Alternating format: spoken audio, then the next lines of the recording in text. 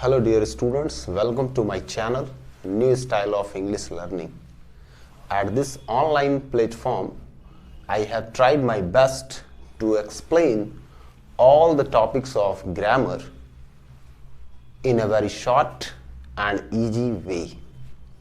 Hope this effort of mine will help you a lot, and it will enable you not only to learn the rules of grammar but to speak good English. So let's start with the new topic, subject, object and complement. चलिए, और सबसे पहले हम जानते हैं कि subject, object and complement क्या होता है, कैसे इसकी वाक्य में पहचान की जाती है.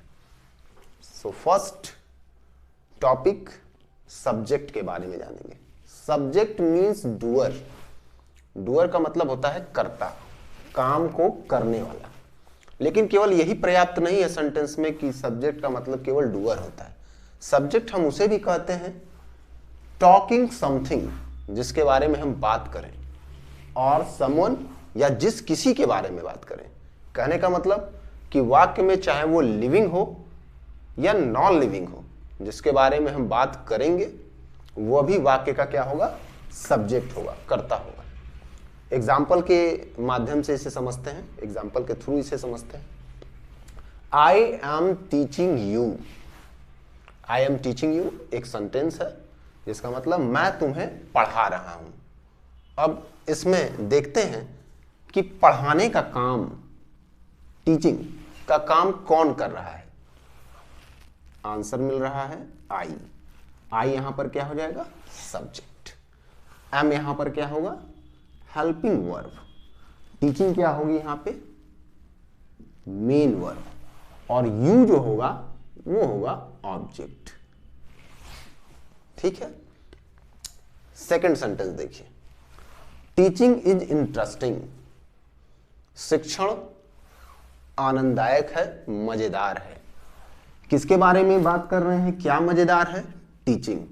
टीचिंग यहां पर होगा सब्जेक्ट, इज होगा यहां पे मेन वर्ब, और इंटरेस्टिंग जो होगा ये होगा कॉम्प्लीमेंट. आगे अभी एक एक चीज के बारे में इसके डिस्कस किया जाएगा कि आखिर में हम वाक्य को इसको कैसे पहचानते हैं. तीसरा जो सेंटेंस है, I am teaching you English. मैं तुम्हें इंग्लिश पढ़ा रहा हूं. पढ़ाने का काम कौन कर रहा है, अगेन आई, सब्जेक्ट हो गया. एम हेल्पिंग वर्ब हो गया. टीचिंग मेन वर्ब हो गया. अब यू और इंग्लिश क्या है इस सब्जेक्ट, इस सेंटेंस में.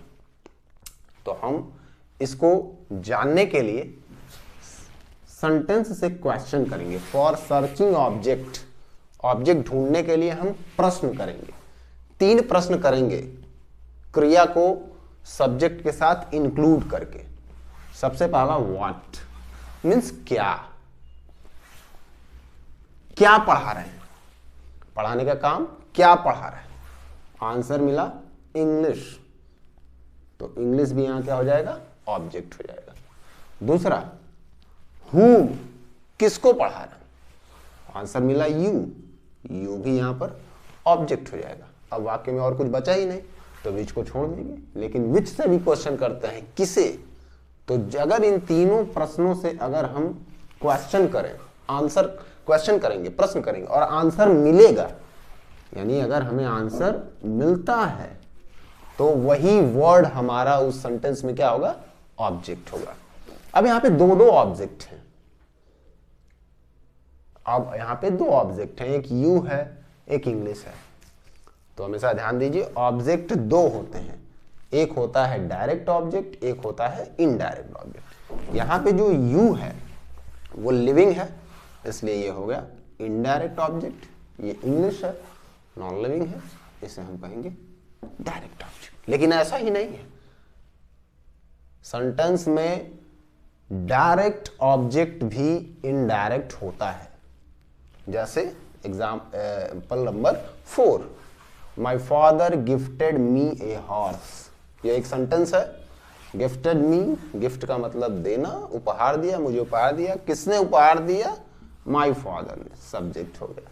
गिफ्टेड क्या हो गया, वर्ब हो गया, मी क्या हो गया, ऑब्जेक्ट हो गया, ए हॉर्स क्या हो गया, ये भी ऑब्जेक्ट है। यहां भी दो ऑब्जेक्ट हो गए, लेकिन यहां मी जो है यानी जितने प्रोनाउंस आएंगे वो हो जाएंगे इनडायरेक्ट ऑब्जेक्ट, जैसे मी, योर, अस, देम, और ए हॉर्स क्या हो जाएगा, डायरेक्ट ऑब्जेक्ट। आई होप इन सारे सेंटेंस एग्जांपल्स के माध्यम से आप ये समझ गए होंगे कि सब्जेक्ट का मतलब क्या होता है और ऑब्जेक्ट का मतलब क्या होता है।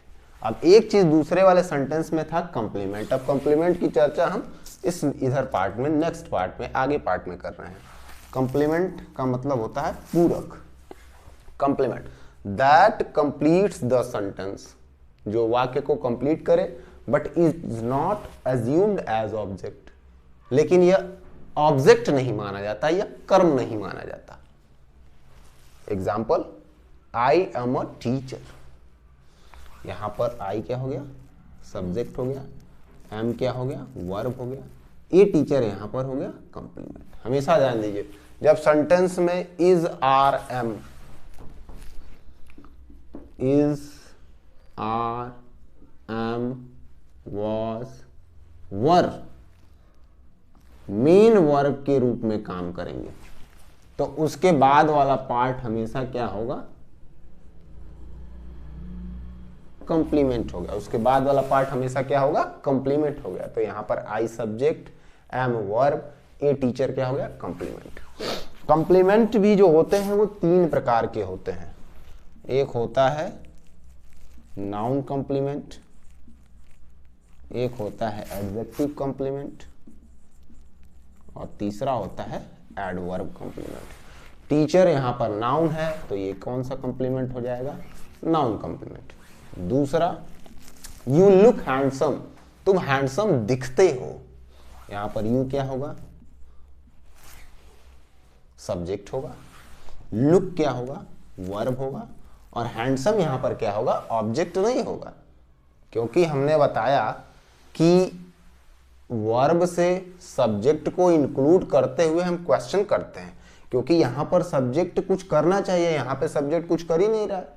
यू लुक, तुम दिखते हो, तो दिखना का तो क्रिया जो है एक्शन वो अपने आप से होती है, तो इसलिए हैंडसम यहां पर क्या होगा, कॉम्प्लीमेंट होगा। और ये कौन सा कॉम्प्लीमेंट होगा, एडजेक्टिव कॉम्प्लीमेंट होगा। तीसरा है माई मदर इज आउट, मेरी माँ बाहर है। कौन बाहर है, माई मदर, सब्जेक्ट, इज क्या हो गया, वर्ब हो गया, आउट क्या हो गया, एडवर्ब कॉम्प्लीमेंट हो गया, क्योंकि आउट जो है वो एडवर्ब ऑफ प्लेस है। तो इस तरीके से हमने देखा noun complement, adjective complement and adverb complement. I hope ये टॉपिक पूरी तरीके से आपको समझ में आ गया होगा। अगर वीडियो अच्छा लगा है तो निश्चित रूप से आप लाइक करें, सब्सक्राइब करें एंड शेयर करें। Thank you very much.